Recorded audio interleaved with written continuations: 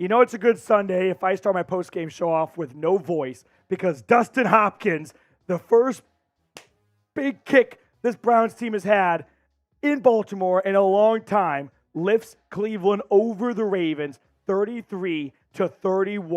Deshaun Watson had a shaky start. He was absolutely flawless in the second half with his arm and with his legs.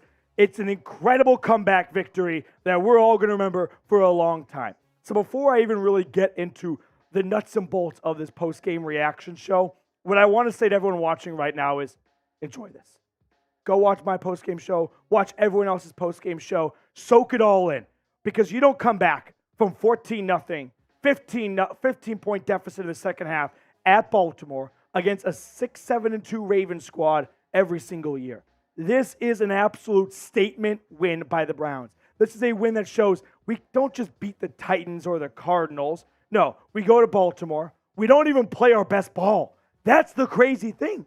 Like, the Browns are not even playing what looks to be their A game, and they're coming away with wins over very good teams like the 49ers, like the Ravens. Deshaun Watson goes 20 for 34, 213 yards, perfect in the second half, 14 for 14 with well over 100 yards and a touchdown, one interception, and I still feel like we're only scratching the surface. And sure, you don't want to play that for too long, but once this Browns offense really takes off, man, this defense, this special teams, all three phases, that's a team that can win the Super Bowl. That's a team that can go the distance. That's a team that checks every single box you look for when you're putting together a title contending team. So to have a great defense, yeah, and even when they're not on their A game, giving up 24 points today, they still come up with huge stops in the second half. We have Greg Newsome coming up with pick sixes. We have Myles Garrett pretty much cementing himself as the leader for Defensive Player of the Year. And oh, and by the way, they did all that without Denzel Ward and Juan Thornhill in the second half of this game. So even when they're shorthanded, they are going to Lamar and the Ravens, and they are flipping the script. They are showing that if we don't get off to a great start, we're not dead in the water. No, this is a team that's not going to quit. This is a team that has a lot of fight in them.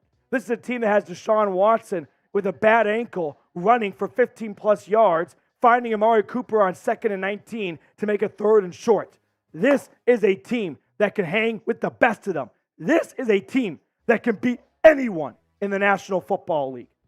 So if you enjoyed that win, I don't have any questions for you guys. I just want everyone to spam Let's Go Browns in the chat.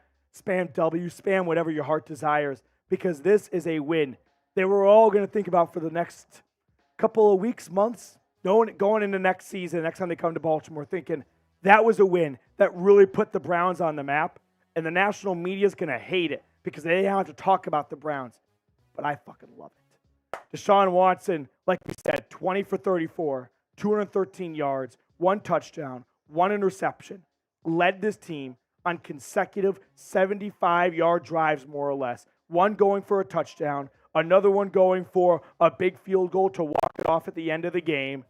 Wasn't great at the beginning, no doubt about it. Got off to a very slow start. Got punched in the mouth by the Ravens defense. One of the best defenses in the NFL, if not the best defense, except for that certain defense in Northeast Ohio. But Watson, he was perfect in the second half. He showed this fan base exactly what they needed to see. And that is, hey, if you want a comeback guy, I'm your guy. If you want a guy that can go out and just play with a huge lead like they did last week against Arizona, I'm your guy. I can win any style of game. I'm that talented of a quarterback that we're never going to be out as long as you have me under center. And they do, and for a long time.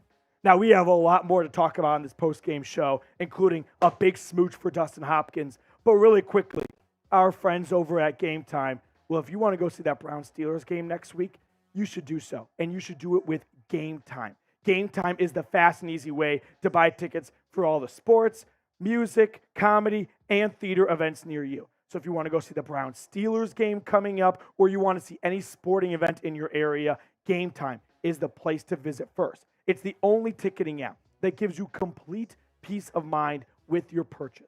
Buy tickets in seconds with 2 taps. They're also obsessed with helping you find ways to save money on tickets. It's the place to find last-minute seats. So download the Game Time app Enter the code BROWNSCHAT for $20 off your first purchase. Terms apply, but download the Game Time app, create an account, and redeem the code BROWNSCHAT for $20 off. Download Game Time today. Last minute tickets, lowest price guaranteed. And if you go to the Browns-Steelers game and you use Game Time, tweet a picture. Tag me, and I'll give you a shout out on a future show. Let's talk about the ground game for a moment, because these are the guys that got it done at the end. Gave Dustin Hopkins plenty of room after nearly somewhat costing the Browns the game potentially with a missed extra point, but we never have to talk about that. Doesn't matter. He walked it off anyway. 17 carries for 107 yards by Jerome Ford. Kareem Hunt didn't get a lot of usage in the first half, but obviously every score mattered in this game, and he got it done at the goal line in the second half. I don't even know what to say. Like, on the ground, this team was running all over the Ravens in the second half. They don't have Jed Wills. They don't have DeJuan Jones. They've got a tackle starting at the left tackle position that the team is just getting to know on a first-name basis because he was only signed 2 weeks ago. Their right tackle is their third-string tackle. And you wouldn't have known a thing because they got great coaching.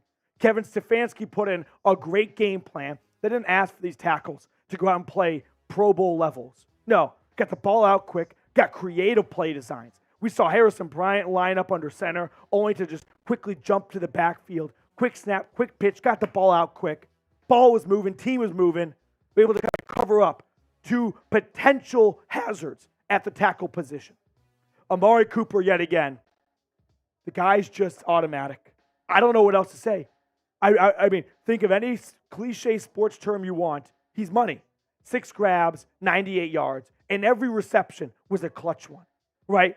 It never feels like Amari Cooper is meaningless stats, empty calories. Every time the ball goes his way, it's a big play. David Njoku, after having a tough drop in the first half, 6 grabs, 58 yards. The Chief is quietly putting together the best season of his NFL career. And then Elijah Moore finally gets his first touchdown. As the Browns Twitter account put it, 4-8 pocket corner, baby. 5 grabs, 44 yards, 1 touchdown. This is a win that's going to put the Browns on the map. This is a win that the whole fan base could come together and go, you know what? We've got our guys. We've got a winning roster. This is a group that when they faced with an uphill battle and faced with the toughest test of the season so far, arguably, down 2 scores on the road in Baltimore against a really good Ravens team, they were able to shut down their throats. Now, Lamar Jackson. Lamar was awesome to start the game. Not awesome to finish the game. He opened up like 8 for 11, and then he finished 13 for 23, 233 yards, 1 touchdown, 2 interceptions, 1 from Mike Ford, and then a very crucial one from Greg Newsome off a batted pass from Okoronkwo.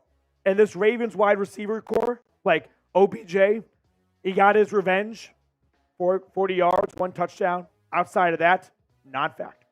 Mark Andrews, just 2 grabs. A guy that has tormented the Browns. Not a huge factor in this game. Had that big play in the second half, but that didn't even result in points for the Ravens. Zay Flowers is a good rookie wide receiver. He might be their best wide receiver, actually. And then Keaton Mitchell. I mean, I thought we might be dead after that 39-yard touchdown run. He finished going 3 carries for 34 yards. Every time he touched the ball after that touchdown run, they went backwards. That's called Jim Schwartz and the Browns defense going, oh, we're not just going to raise the French flag and surrender. Oh, no. We are going to bounce back. You guys thought it was over? You guys thought we were done? We have 4 quarters of football to be played. I know a certain Browns defense from a few years ago might have kind of tossed in the towel after that poor start. Not Jim Schwartz's defense. 33-31. The Browns improved to 6-3. The Bengals lost. They go to 5-4. Unfortunately, the Steelers won. So they're 6-3, setting up a huge matchup next week in Cleveland. And the Ravens, all of a sudden, no longer have that stranglehold on the AFC North. It's anyone's division. Browns win it. Hopkins walks it off. Watson is the guy. And Myles Garrett for Defensive Player of the Year. That's your Spark Notes, baby.